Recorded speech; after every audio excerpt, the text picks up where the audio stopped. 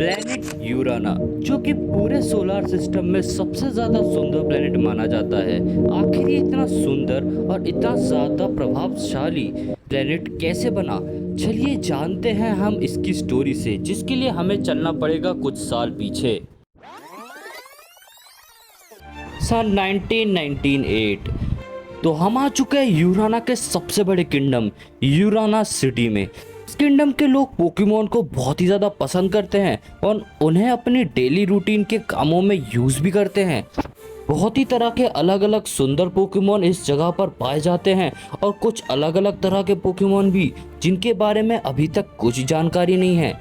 ये यूराना प्लेनेट और ये यूराना सिटी स्टार्टिंग से इतनी सुंदर सिटी नहीं थी, बल्कि ये सिटी बहुत ही ज़्यादा बंजर, पानी की कमी और पोकेमॉन की कमी होने की वजह से बहुत ही ज़्यादा बेकार हो चुकी थी।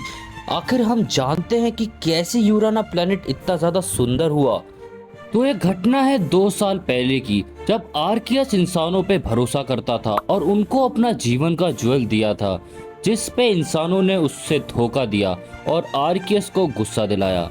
आर्कियस के उस जीवन के जूल को छीनकर आर्कियस की पावर को हथनाने की नाकाम कोशिश की वजह से आर्कियस गुस्सा हो गया था और अपने इस प्रतिशोध को पूरा करने के लिए आर्कियस ने बदला लिया। वही प्लेनेट के तीनों पोकेमॉन ने आर्कियस को रोकने की कोशिश करी, क्योंकि वो इंसानों से इतनी ज्यादा नफरत करने लग गया था कि उनके वजूद को ही मिटाने वाला था। वहीं पे दोनों हमारे ऐश केचम, जिसने आर्कियस का भरोसा जीता और उसे बताया कि हम उसके दोस्त हैं, और उसके बदौलत ही आर्कियस ने इंसानों पे भरोसा किया और अपने जजमेंट को रोककर अपने जीवन के ज्वेल को वापस लेकर आर्कियस चले गया प्लेनेट अर्थ को छोड़कर। हमारा लेजेंडरी आर्कियस बहुत ही ज्यादा घायल होने के कारण इधर से उधर भटक रहा था और प्लेनेट से प्लेनेट जा रहा था, जहाँ पर उसको एक ऐसा प्लेनेट मिला जो कि बहुत ही ज़्यादा बुरी हालत में था, जहाँ के पेड़ पौधे सूख चुके थे, पानी तो था ही नहीं और ज़मीन में दरारें पड़ रही थी। वहीं पे उसे एक ऐसा इंसान मिला जिसने आर्कियस का भरोसा जीत लिया, जो कि और कोई नहीं होता है यूराना किंगडम का महाराज ओडेन। महाराजा ओडेन बहुत ही ज़्यादा दयालु और अपने प्रजा के लिए हमेशा खड़े रहने वाले राजा थे।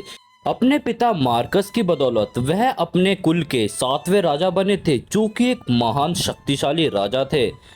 आर्कियस को जख्मी हालत में देख महाराज ओडिन ने पूरे 1 महीने तक आर्कियस की सेवा करी।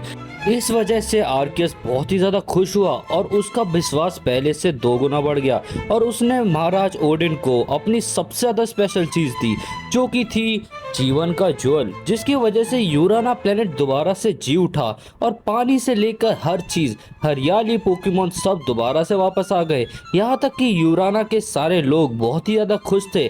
तभी से पूरे यूराना में आर्कियस की पूजा होने लगी। आर्कियस उन सब के लिए एक भगवान बन चुका था, जो कि बहुत बड़ी बात थी।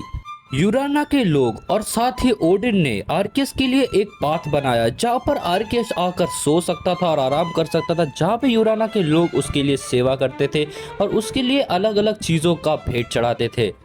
तो ऐसे यूराना बना था दुनिया का सबसे सुंदर प्लेनेट, और इसी खुशी को दुगना करने के लिए अब होने वाला था एक बहुत बड़ा चमत्कार। महाराज ओडिन अपने किंगडम के सबसे ज्यादा लोकप्रिय राजा थे। वहीं पे महाराज ओडिन की 2 पत्नियां थीं। उनकी सबसे पहली पत्नी थी क्वीन मैरीन, जो कि बहुत ही ज्यादा शांत स्वभाव की रानी थी, और उनकी दूसरी पत्नी का नाम था महारानी लीजा, जो कि बहुत ही ज्यादा गुस्सैल और बहुत ही ज्यादा घमंडी। कुछ टाइम बीतने के बाद महाराज की दोनों पत्नियों के एक एक लड़के होते हैं। उनकी पहली पत्नी मैरिन के बच्चा होता है राजकुमार लुइस, जो कि अपने पिता की तरह बिल्कुल बहुत ही ज्यादा दयालु और हर चीज में एकदम परफेक्ट हैं। आप क्यों नहीं खेलते हो? टाइम नहीं मिलता यार। ऐसा क्या करते हो?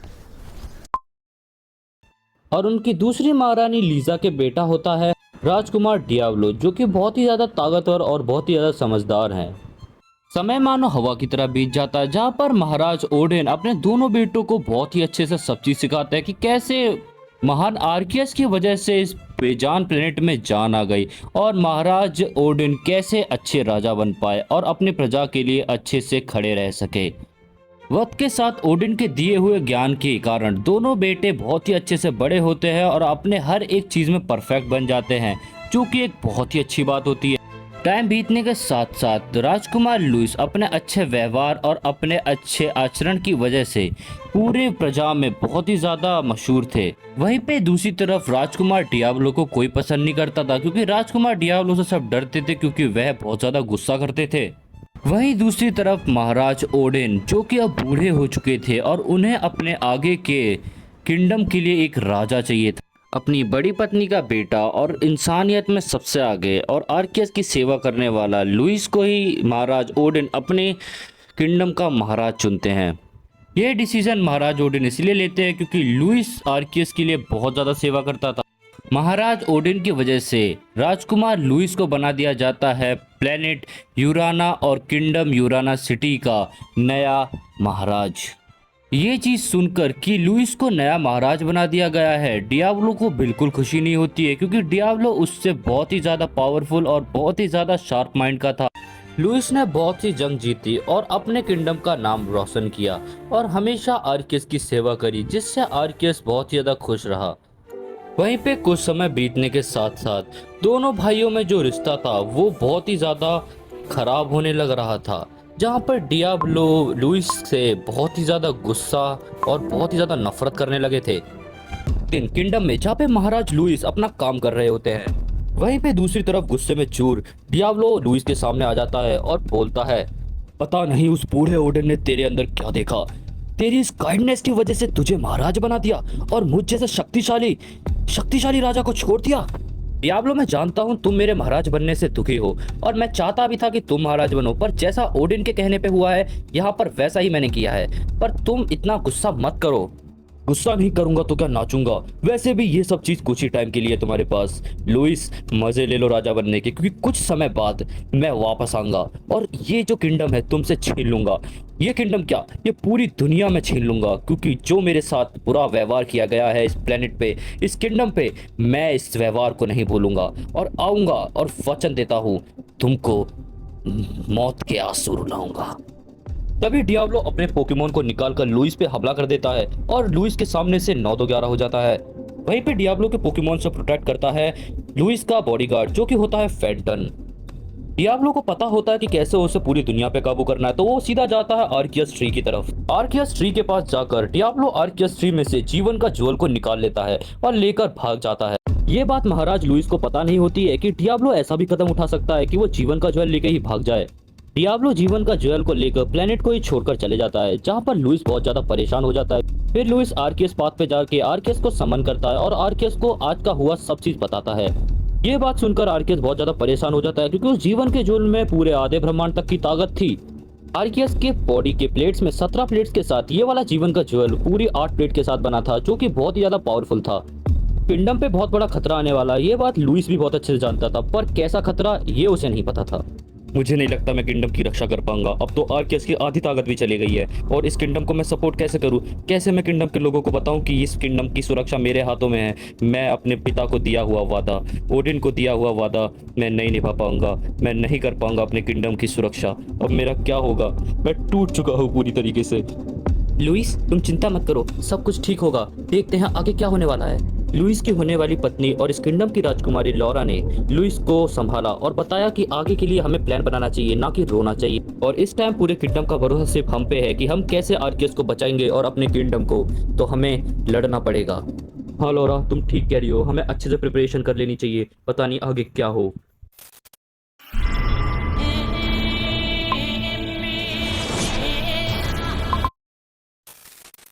तो चलिए गाइस, दूसरी तरफ चलते हैं हम प्लेनेट अर्थ पे, देखते हैं कि प्लेनेट अर्थ पे क्या हो रहा है। और आप सभी समझ गए होंगे कि मैं किसकी बात कर रहा हूँ।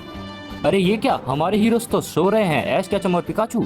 जैसा कि गाइस आप सभी जानते हो कि ऐश केचम ने और पिकाचू ने मिलकर मल्टीवर्स के डिस्ट्रक्शन को होने से बचाया। अगर आपने मल्टीवर्स डिस्ट्रक्शन पार्ट फर्स्ट नहीं देखा है और सेकंड भी नहीं देखा है तो गाइस जल्दी से जाके देख लो, दोनों मूवीज की लिंक डिस्क्रिप्शन में है। तो गाइस, मल्टीवर्स टूर्नामेंट होने में है अभी 2 महीने का टाइम। ऐश केचम आ चुका है पैलेट टाउन वापस से ट्रेनिंग करने के लिए और अपने आप को और स्ट्रॉन्ग बनाने के लिए। पर अभी तो हमारे हीरोज बहुत गहरी नींद में सो रहे होते हैं। तभी ऐश केचम की मॉम की आवाज आती है कि उठ जाओ, नाश्ता बन चुका है। हाँ मॉम, मैं उठ गया, आ रहा हूँ बस। अरे पिकाचू, चलो चलते हैं, कुछ खाते हैं यार। नाश्ता पानी करके हमारा ऐश केचम हो जाता है रेडी।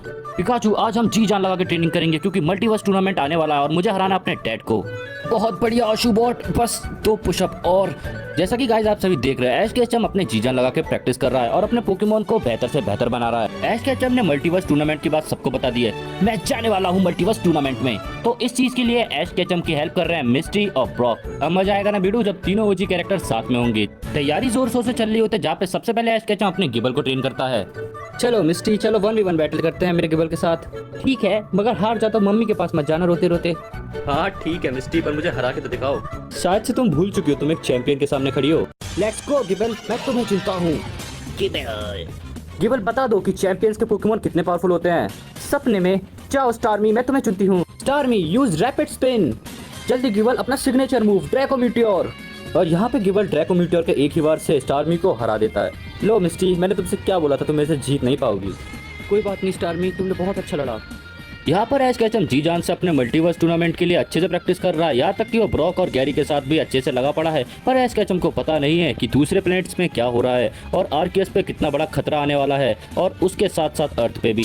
आखिरकार मेरे इतने दिनों की मेहनत रंग लाई और मैंने जीवन के ज्वेल में से प्लेट्स को निकालना सीख लिया। अब मैं जीवन के ज्वेल में से सारी पावर को कंज्यूम कर लूंगा और एक ऐसा ताकतवर पोकेमोन बनाऊंगा जो आर्कियस तक को मार सके। इतनी ताकत से मैं यूराना किंगडम को अपने वश में कर लूंगा और अपना गुलाम बना लूंगा। यहाँ तक कि ये नहीं, इस सोलर सिस्टम के जितने भी प्लैनेट्स हैं उन सबको मैं अपने कब्जे में कर लूंगा इस शक्ति की वजह से। और बस मंत्रों का जाप पूरा होते ही ये पोकेमोन दोबारा से पुनर्जीवित हो जाएगा। क्या हुआ? क्या मेरा पोकेमोन पुनर्जीवित हो गया?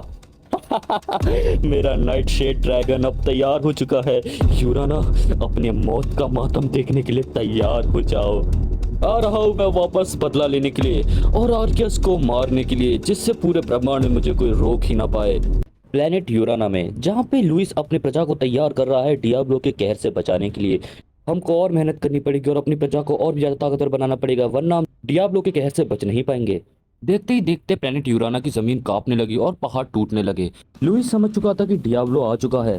डियाब्लो अपनी शैडो और डार्क आर्मी के साथ आया था। वहीं पे लुइस की आर्मी बिल्कुल तैयार थी। लो आ गया मैं यूराना वासियों, अपना बदला लेने, और मेरे साथ मेरा नाइट शेड ड्रैगन भी है। मेरा नाइट शेड ड्रैगन जो कि आर्कियस के जीवन के ज्वेल से पैदा हुआ है, और अपनी नेगेटिविटी से मैंने इसमें और ज़्यादा ताकत डाल दी है। मतलब ये एक फुल्ली डार्क पोकेमोन है जो अपनी पावर से आर्कियस को ख़त्म कर देगा, और मैं यही चाहता हूँ। जाओ नाइट शेड ड्रैगन, तुम अपना वक्त यहाँ बर्बाद मत करो, जाके सीधा आर्कियस के पास जाओ और उसे हराओ। तब तक मैं यूराना का खात्मा देख लूं और अपने भाई लुइस से मिल लेता हूं, क्योंकि वो मेरा गुलाम जो बनने वाला है। अब मैं यहाँ पे राज करूंगा। भाई डियाब्लो, तुम ये सब नहीं कर सकते। तुम जानते हो हमारी प्रजा कितनी ज़्यादा भरोसा करती है हम पे। हम ये सब नहीं कर सकते। हम आपसी लड़ाई में अपनी प्रजा को और अपने प्लेनेट। मेरे भाई, मैं तुम्हारी ये बकवास बातें सुनने नहीं आया हूँ, बल्कि इस प्लेनेट पे अपना कब्जा जमाने आया हूँ। जाओ नाइट शेड ड्रैगन, आर्कियस पे हमला करो। आर्कियस प्लेनेट यूराना को बचाने के लिए नाइट शेड ड्रैगन के पास आ जाता है।